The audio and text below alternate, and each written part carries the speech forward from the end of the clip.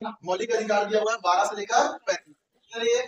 तो यहाँ पे हमारे पास जो मौलिक अधिकार है, आज इसके बारे में अपन सिर्फ केवल डाटा नहीं पढ़ेंगे, थोड़ा स्टार्ट वगैरह पढ़ते सर ये कब आया, कैसे आया, इसके क्या क्या प्रावधान है। तो सबसे पहले किस देश से लिए गए हैं? ये अमेरिका से। कहाँ से लिया गया बेटा? अमेरिका से लिया गया है। कब लिया गया है? क्या मूल संविधान में इसका वर्णन था? तो हाँ सर, मूल संविधान में ही लिया गया है ये। तो मूल संविधान में ही इसका वर्णन था। तो मूल संविधान में कितने हमारे पास मौलिक अधिकार दिए गए थे? 7। इन मौलिक अधिकारों को ही मूल अधिकार कहा जाता है। क्या कहा जाता है? मूल अधिकार कहा जाता है बेटा इन्हीं मौलिक अधिकारों। 7 प्रकार के मौलिक अधिकारों का प्रावधान किया गया। देखिए थोड़ा मौलिक अधिकार अपने को डील करना है कि याद कैसे करना है। याद भी किसमें करना है? तो सीक्वेंस में याद करना है। सीक्वेंस में याद करने के लिए हम अपने आप को और अंग्रेजों के समय को कंपेयर करेंगे। आदमी को स्वतंत्रता कब मिलती है? पापा बाहर आने जाने से टोकना बंद कब करते हैं? जब बेटा क्या होता है? पापा के बराबर हो जाता है, समान हो जाता है। तो पहले समान हो गए तब क्या लोगे? स्वतंत्रता लोगे। तो जो पहला अधिकार था बेटा वो हमारा था समानता का अधिकार, क्योंकि लाइन से याद कराना है। जब समान हो गए तो पापा से मिल जाती स्वतंत्रता कि बेटा रात को अगर 12 बजे तक भी घर से बाहर, पापा कुछ नहीं बोलते हैं। तो समानता के बाद मिलेगी आपको स्वतंत्रता। स्वतंत्रता हो गया, आपको समानता मिल गया, स्वतंत्रता मिल गई से।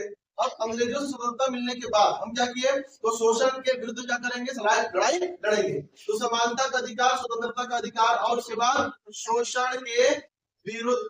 या फिर ऐसे भी तो पढ़ सकते हैं बेटा कि अंग्रेजों से पहले हम लोगों ने गोलमेज सम्मेलन करके समानता हासिल की। समानता के बाद मिली हमको स्वतंत्रता, और स्वतंत्रता के बाद जमींदारों से लड़ने के लिए हमने क्या किया? शोषण के विरुद्ध काम किया। तो शोषण के विरुद्ध अधिकार। अब देखो हम लोग को समानता मिल चुकी है, स्वतंत्रता मिल चुकी है, शोषण के विरुद्ध हम लड़ चुके हैं। तो अब हम पूरी तरीके से मुक्त हो गए। तो अब क्या करेंगे? देवी देवता का पूजा करेंगे, अर्थात धार्मिक स्वतंत्रता का अधिकार। क्या करोगे? धार्मिक स्वतंत्रता, स्वतंत्रता का अधिकार, ये हो गया धार्मिक वाला। अब उसके बाद धार्मिक बन गया। धार्मिक बाद क्या करोगे? सांस्कृतिक स्वतंत्रता का अधिकार। सांस्कृतिक स्वतंत्रता के बारे में वर्णन किया गया है। अरे भाई देखो, धार्मिक गणेश पूजा, दुर्गा पूजा करोगे तो वहां पे क्या सांस्कृतिक आयोजन नहीं करोगे जी? घर पर करोगे कि नहीं करोगे? तो धार्मिक के बाद क्या है बेटा? सांस्कृतिक। और उसके बाद छठवा संवैधानिक उपचारों का अधिकार। संवैधानिक उपचारों का अधिकार ये दे दिया आपने। कौन सा? छठवा। 7वां जो था बेटा मूल संविधान में, वो था हमारे पास संपत्ति का अधिकार। लेकिन बाद में क्या किया गया कि 44वां संविधान संशोधन 1978 में इसको मूल अधिकारों से हटा दिया गया। हटा देने के बाद ऐसा नहीं कि संविधान से बाहर फेंक दिया गया, इसको डाला गया है अनुच्छेद 300 कम या फिर 300A करके बताया गया, इसमें डाल दिया गया है। 2005 में इस पर एक प्रावधान लाया गया और बोला गया कि ठीक है कि मौलिक अधिकार में से संपत्ति के अधिकार को हटा दिया गया है, लेकिन आज भी हमारा संवैधानिक अधिकार है। कब बताया गया बेटा? 2005 में बताया गया कि जो संपत्ति का अधिकार है वो संवैधानिक अधिकार है हमारा। ये तो हमारे 7 प्रकार के मौलिक अधिकार किसमें दिए गए थे? हमारे मूल संविधान में दिए गए थे। 7वां अधिकार तो बेटा 44वां संविधान संशोधन 1978 को मूल अधिकारों से हटा दिया गया। क्यों हटा दिया गया? आपातकाल के बाद। इसके बाद आपातकाल के बाद जो जनता पार्टी की सरकार आई थी उसने किया था 44वां संविधान। क्लियर है ये? चलिए ये हमारा संविधान। थोड़ा संविधान के हम धाराओं के बारे में बात करते हैं, उसके बाद आगे। ये जो मौलिक अधिकार है बेटा, इसमें संविधान में संशोधन करके इसको हटाया गया। इसका मतलब ये था कि हाँ जो मौलिक अधिकार है वो संविधान में संशोधन योग्य है, तभी ना हुआ। जो चीज संविधान में संशोधन योग्य नहीं होता वो हटाया नहीं जा सकता। याद रहे 1971 की बात कर रहा हूँ बेटा, 1971 97 वर्ष। इससे पहले संविधान जो मौलिक अधिकार थे वो संविधान में संशोधन युक्त नहीं थे, मतलब इनमें संशोधन नहीं किया जा सकता था। 1967 में एक समिति आई जिसका नाम था गोलकनाथ समिति वर्सेस पंजाब सरकार। गोलकनाथ समिति वर्सेस पंजाब सरकार, अर्थात गोलकनाथ समिति ने पंजाब सरकार के खिलाफ सर्वोच्च न्यायालय में मुकदमा लड़ा। और लड़ने के बाद क्या किया उन्होंने? इसमें एक प्रावधान पास करवाया कि जो मौलिक अधिकार है वे संसद के द्वारा संशोधित या फिर परिवर्तन नहीं किए जा सकते।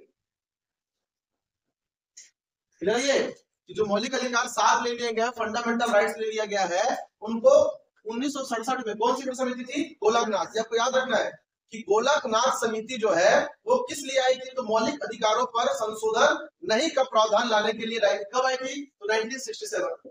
गोलकनाथ समिति केस करी थी, वो किसके खिलाफ था? वर्सेस पंजाब सरकार।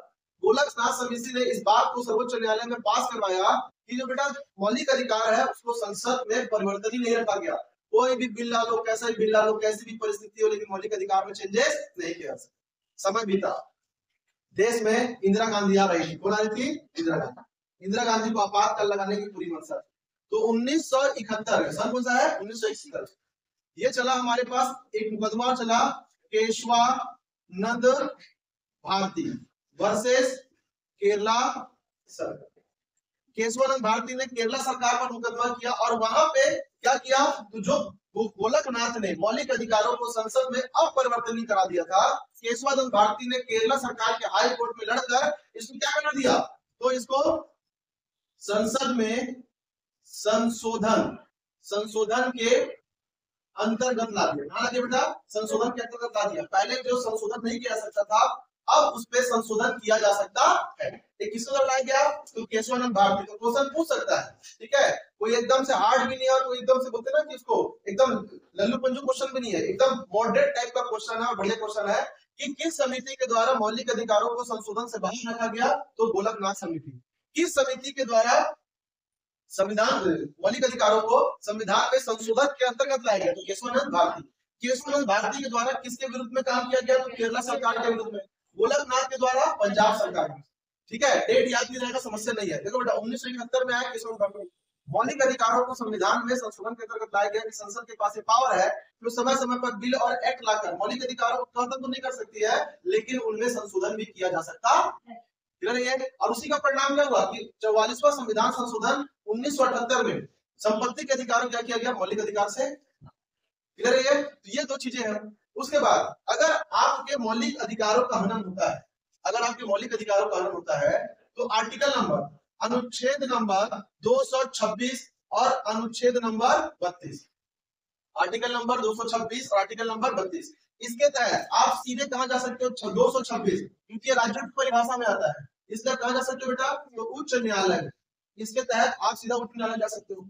और 32 के तहत जा सकते हो आप सर्वोच्च न्यायालय। सर्वोच्च न्यायालय यहाँ आप लोग जा सकते हो। तो मेरी बात पूछे सर क्या हम मौलिक अधिकारों के हनन पर हाई कोर्ट जा सकते हैं? हाँ जा सकते हैं सर, बिल्कुल जा सकते हैं। सेशन कोर्ट जाने की आवश्यकता नहीं है, किसी प्रकार के मजिस्ट्रेट के पास जाने की आवश्यकता नहीं, सीधा जा सकते हो हाई कोर्ट। किस अनुच्छेद के तहत? 226। अगर हाई सुप्रीम कोर्ट की बात करें, दिल्ली जा सकता हूं अगर मेरे मौलिक अधिकारों का हनन हो रहा है तो इसके तहत आर्टिकल नंबर 32। ये प्रावधान क्या करके दिए गए? आप सबको संविधान में करके दिए गए। अब ये मौलिक अधिकारों की रक्षा कौन करता है? हमारे मौलिक अधिकारों की रक्षा कौन करता है? सर्वोच्च न्यायालय। कौन करेगा? सर्वोच्च न्यायालय। उसका काम है कि हमारे मौलिक अधिकारों की रक्षा करे, तभी ना हम सर्वोच्च न्यायालय के पास जाते हैं। जो हमारा रक्षा के हमारे मौलिक अधिकारों का हनन होने के बाद हम जाएंगे कहां? तो अपने मेन अधिकारी के पास ही तो जाएंगे। कौन है वो? सर्वोच्च न्यायालय। ये बेसिक सी चीजें हैं। मौलिक अधिकारों का हनन कौन नहीं कर सकता है? मौलिक अधिकारों का हनन ना तो कोई प्राइवेट, ना तो कोई सरकारी या कोई गैर सरकारी, या फिर कोई व्यक्तिगत आदमी, या फिर राज्य सरकार या फिर केंद्र सरकार का द्वारा बनाया गया कोई फर्म जिसको राज्य की या फिर केंद्र की उपमा दी जाती है। कोई भी फर्म, कोई भी राज्य की शक्ति या कोई व्यक्तिगत आदमी हमारे मौलिक अधिकारों का हनन नहीं कर सकता, नहीं छीन सकता। जैसे समानता का अधिकार, हमारे स्वतंत्रता का अधिकार, शोषण के विरुद्ध अधिकार, धार्मिक स्वतंत्रता का अधिकार, सांस्कृतिक स्वतंत्रता का अधिकार और संवैधानिक उपचारों का अधिकार, जो कि 5 प्रकार के। इन सभी में से अभी तो फिलहाल 6 बचे हुए हैं। इन सभी 6 अधिकारों में से कोई भी हमारे मौलिक अधिकार का हनन नहीं कर सकता। मौलिक अधिकार का मतलब है सारे के सारे। कौन कौन नहीं कर सकता? कोई भी नहीं, कोई व्यक्तिगत आदमी नहीं, कोई प्राइवेट संस्था नहीं अर्थात सरकारी या फिर कोई गैर सरकारी संस्था भी नहीं, या कोई राज्य का फर्म, जो राज्य सरकार का ऑफिस होता है ना, जो अपने आप को राज्य की तरह कहकर सूचित करते हैं, कोई भी राज्य सरकार या फिर कोई सेंट्रल गवर्नमेंट की कोई भी संस्था इससे हमको वंचित नहीं कर सकती। ये हमारा अधिकार है। जो भी आदमी भारत में पैदा हो रहा है, भारत का नागरिक है, ये क्या है? उसका अधिकार। मौलिक अधिकार प्राप्त करने के लिए क्या करना होता है? कुछ नहीं करना होता है। हम भारत में पैदा हो गए हैं, हमको हमारे मौलिक अधिकार हमको जन्म से प्राप्त करते हैं। क्वेश्चन में केवल पूछा है कि मौलिक अधिकार कब से प्राप्त होते हैं? जन्म से, 18 वर्ष की आयु से, या 12 वर्ष की आयु से, या फिर ग्रेजुएशन करने के बाद। तो जन्म से हम भारत में पैदा हो गए, भारत के नागरिक हैं, तो हमको ऑटोमेटिक क्या होंगे, सारे मौलिक अधिकार, फंडामेंटल राइट्स क्या होते हैं बेटा, प्राप्त। अगर बात करें मौलिक अधिकारों की और मौलिक कर्तव्यों की, तो मौलिक कर्तव्य और मौलिक अधिकारों में ज्यादा वरीयता किसकी है, मौलिक अधिकार। दोनों में वरीयता किसकी अधिक है, मौलिक अधिकार। क्या मौलिक कर्तव्य मूल संविधान में था, बाद में जोड़ा गया, रसिया से लिया गया। और बेटा हमारे पास मौलिक जो अधिकार है कब से है, शुरू से, मूल संविधान। क्लियर है ये? तो ये क्या था, उसका ओवरऑल स्ट्रक्चर था। अब इसके बाद क्या करेंगे हम लोग कि इसमें धाराएं पढ़ेंगे, कौन कौन सी धारा क्या क्या बोलता है, धाराओं का डिस्क्रिप्शन कैसे कैसे किया गया है, क्लियर है ये? उदाहरण क्या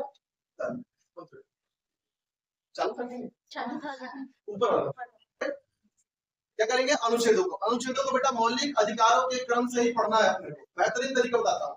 सबसे पहला मौलिक अधिकार समानता। पहले अपन समानता लेंगे तभी स्वतंत्रता मिलेगा। दूसरा स्वतंत्रता, स्वतंत्रता का। तीसरा शोषण के विरुद्ध लड़ेंगे, शोषण के विरुद्ध। चौथा जब शोषण भी खत्म हो गया तो होगा धार्मिक आयोजन, और उसमें करेंगे नाच गाना अर्थात सांस्कृतिक आयोजन। उसके बाद पुलिस को डीजे बजाओगे तो संवैधानिक उपचारों का अधिकार, संवैधानिक दैनिक उपचारों का अधिकार। क्लियर बेटा? यही क्रम से पढ़ना है। सबसे पहले हम लोग अंग्रेजों से लिए समानता, समानता के बाद लिए फिर लड़े जमींदारों से, ले लिए शोषण के विरुद्ध अधिकार। अब जब शोषण के विरुद्ध अधिकार मिला तब करने लगे हम लोग धार्मिक आयोजन, गणेश जी की पूजा, और उसी क्या किए चालू अर्थात सांस्कृतिक। तो समानता, स्वतंत्रता, शोषण, धार्मिक, सांस्कृतिक और संवैधानिक उपचारों का अधिकार। अब इसमें कितने कितने अनुच्छेदों में बांटा गया वो देखिएगा। अब बस ये करना है 5 4 2 4 2 1, बस कुछ तैयार रखना, ये क्रम तैयार रखना है आपको। इसमें से भी अनुच्छेद 12 और अनुच्छेद 13 इसको बेटा आपको अलग कर देना है। 12 और 13 को अलग कर देना, मैं बताऊंगा। 12 जो है आपके राज्यों की परिभाषा होती है, और 13 क्या करता है, आपके संविधान के बाकी अनुच्छेदों आर्टिकलों से आपके मौलिक अधिकारों की सुरक्षा करता है। क्लियर है? तो पहले इसको बांट लें। 5 का मतलब बेटा इसमें कितने अनुच्छेद है, 5। कौन कौन से, 14 15 16 17 18, 1 2 3 4 ये। अब आते हैं इसमें 4, तो 4 में कितने जी, 19 20 21 22 हो गया। शोषण में कितने बेटा, 23 और 24।